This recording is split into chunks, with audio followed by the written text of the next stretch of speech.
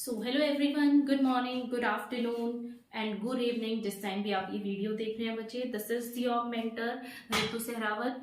So in previous lecture बेटा what we have done, we have just started the life processes chapter part 1. In that part we have discussed about the nutrition. Now in this chapter beta we will discuss about the nutrition in plants, nutrition in animals we have done. Those students जिन्होंने वो video अभी तक नहीं देखी है बेटा, बहुत easily आपको समझ आ जाएंगे basic concept that is nutrition in animals. वो आप जाकर फीड जंक्शन के पार्ट 1 पर आप देख सकते हैं. Now here is the second part for you, that is the nutrition in plants. Plants के अंदर न्यूट्रिशन कैसे होता है. कल जब हमने पूरा सुपरफिशियली डिवीजन पढ़ा था तो हमने पढ़ा था कि जो प्लांट्स होते हैं they can prepare their own food. जो ग्रीन प्लांट्स होते हैं they are photo autotrophs, right. उनको हम ऑटोट्रॉप्स बोलते थे. And green plants they are photo autotrophs. That means they prepare their food in the presence of the sunlight, and we all know that we called that process as photosynthesis, right. Photo means light, synthesis means to build or to prepare, यानी light की presence में अपना खाना बनाना, that is called the photosynthesis process, right. So here we will discuss कि plants के अंदर photosynthesis का process क्या होता है. स्टेप बाय स्टेप हम उसको डिस्कस करेंगे. सो सबसे पहले बेटा बेसिक रिएक्शन जो आप सबने पढ़ी है, that in the presence of the sunlight plant uses carbon dioxide and water in the presence of the chlorophyll and they synthesize their food as simple glucose molecules, right. क्या करते हैं plant, sunlight की help से carbon dioxide और water को as raw materials use करके. So what are two raw materials, carbon dioxide और water. उनको यूज करके सनलाइट और क्लोरोफिल की प्रेजेंस में वो अपना फूड ग्लूकोज की फॉर्म में बनाते हैं. फिर जितना ग्लूकोज वो यूज कर लेते हैं, ठीक है, जो एक्स्ट्रा सिंथेसाइज हो जाता है उसको वो स्टोर करके रख लेते हैं, that whenever there is a need, जब भी जरूरत हो तो वो उसको यूज कर पाए बेटा. तो वो जो स्टोर्ड फूड इन प्लांट्स होता है वो किसकी फॉर्म में होता है, स्टार्च की फॉर्म में. किसकी फॉर्म में होता है, starch. That glucose they stored it in the form of the starch, right. और एनिमल्स की बॉडी में बेटा स्टोर्ड फूड कौन सा होता है, एनिमल्स की बॉडी में स्टोर्ड फूड होता है glycogen. Animal they store food in the form of glycogen molecules, right. So now we will discuss the different processes और स्टेप्स ऑफ द फोटोसिंथेसिस. एक एक करके फोटोसिंथेसिस के स्टेप्स को हम डिस्कस करेंगे बेटा, ठीक है.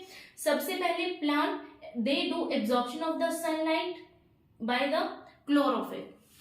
अभी हमने पढ़ तो लिया कि क्लोरोफिल की प्रेजेंस में, अब ये क्लोरोफिल का काम क्या है बेटा, क्लोरोफिल एक ग्रीन कलर का पिगमेंट होता है जो प्लांट्स की क्लोरोप्लास्ट नाम की ऑर्गेनेली में मिलता है. Again I repeat, in plants there is an organelle which is called chloroplast and which have a green colored pigment, that is the chlorophyll.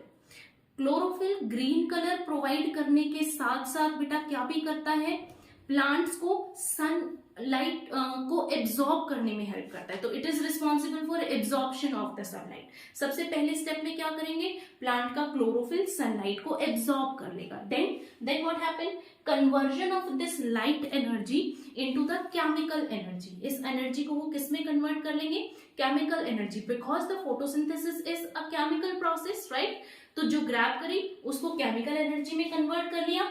And then splitting of the water molecule to form hydrogen and oxygen.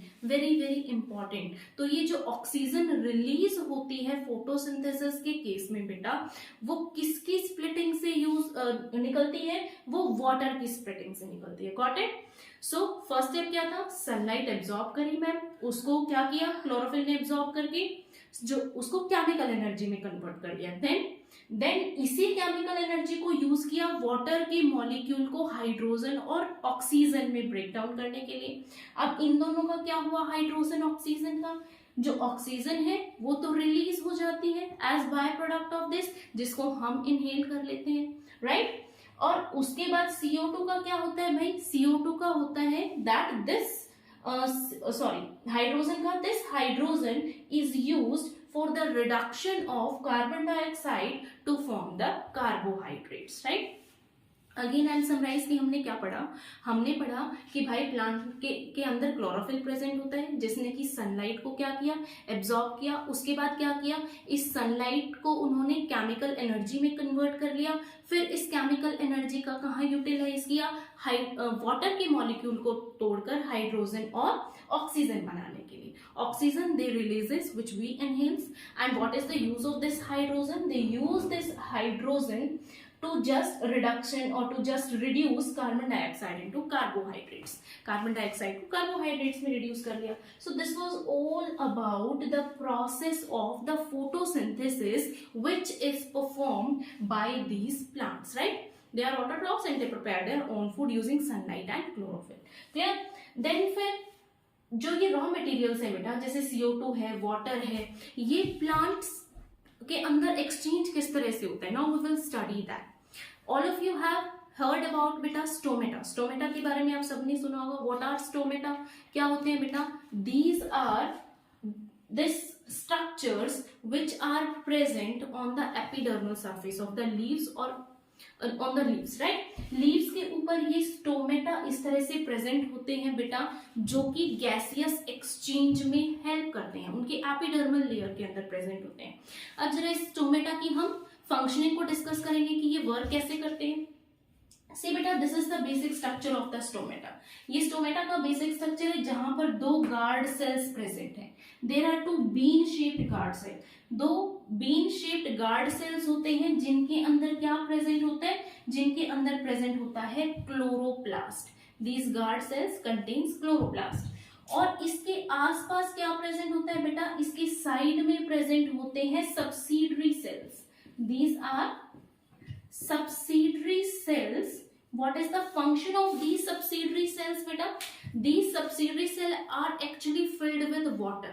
इनके अंदर water अच्छी खासी amount के अंदर present होता है. ये क्या करते हैं उसको समझने से पहले ना एक छोटा सा एग्जांपल से उसको कंपेयर करते हैं, so that image will clear in your head. जैसे फॉर एग्जाम्पल बेटा, resins you all have seen, right? किशमिश सबने देखी होगी. किशमिश को जब आप पानी में नहीं भिगोते हो तो आप उसके एग्जैक्ट फीचर शेप को रिकॉग्नाइज नहीं कर पाते हो, लेकिन जैसे ही आपको उसको पानी में भिगो दोगे तो उसकी प्रॉपर शेप, उसकी स्वेलिंग की वजह से उसके अंदर जब वाटर इनसाइड मूव कर जाएगा बेटा through the process of osmosis, तो वो क्या हो जाएगा, स्वेल्स अप हो जाएगा, राइट? और स्वेलिंग होने से उसकी बाउंड्रीज बहुत डिस्टिंक्टली आपको विजिबल होगी. फॉर एग्जाम्पल बीन्स में भी ऐसा ही होता है. बीन्स आपको रफली ऐसे शेप के दिखाई देंगे, राइट? और जैसे ही आप उसको पानी में भिगो दोगे बेटा, देन व्हाट विल हैपन कि उसकी प्रॉपर एक शेप आपको दिखाई देगी. अब उन चीजों को आप यहाँ कोरिलेट करना, राइट? कि इसकी opening and closing of stomata कैसे होती है. These two are the guard cells. ये गार्ड सेल्स होते हैं. इनके बीच में क्या होता है, इनके बीच में जो स्टोमेटल अपर्चर होता है, एक पोर लाइक स्ट्रक्चर होता है जिसको आप स्टोमेटल अपर्चर या फिर स्टोमा कह सकते हैं, राइट?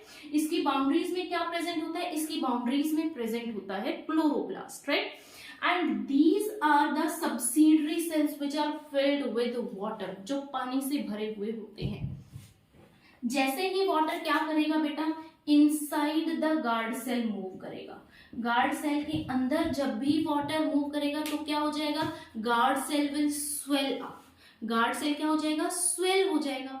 अब गार्ड सेल स्वेल होने से क्या होगा बेटा, जो इसकी यहाँ पे ये बीन शेप्ड बाउंड्री थी, it will stretched inwards, right? वो क्योंकि अपना प्रॉपर अच्छे से शेप में आ जाएगा, इट विल स्ट्रेच इनवर्ड्स, जिसकी वजह से ये पोर क्या हो जाएगा, this pore get opened up. ये खुल जाएगा और इसके अंदर से फिर क्या होगा, गैसियस का एक्सचेंज होगा. CO2 and water vapours, right?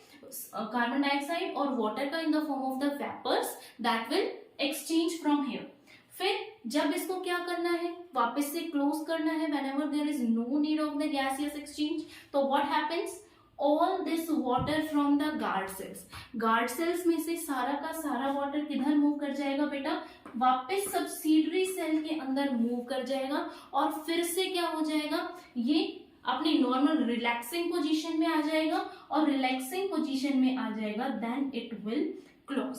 तो ये क्या हो जाएगा बेटा, ये क्लोज हो जाएगा. So this was the working of the stomata, opening and closing of the stomata. I think ये पिक्चर आपके हेड में अभी क्लियर हो गई होगी बेटा. This is all about the nutrition in plants. अब प्लांट्स के लिए नेसेसरी कंडीशंस कौन कौन सी होती हैं बेटा? You better knows that necessary conditions are carbon dioxide and water.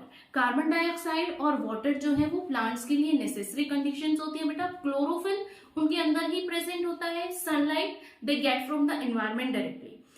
तो सनलाइट, CO2 उसके लिए कैसे नेसेसरी होते हैं? How can you prove that? Certain activities are given in your book to prove that sunlight is necessary, to prove that carbon dioxide is necessary. These two activities I will provide you another lecture through the picturization so that you can understand it very well. Okay, so this is all for today. आज के lecture में इतना ही. हम एक छोटी सी video में और upload करूंगी बेटा, जिसमें मैं वो आपको दोनों activities with all the clarifications में आपको क्लियर करूंगी.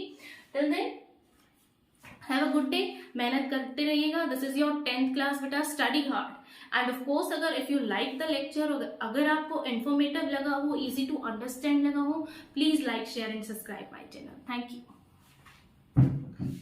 Okay, Mama.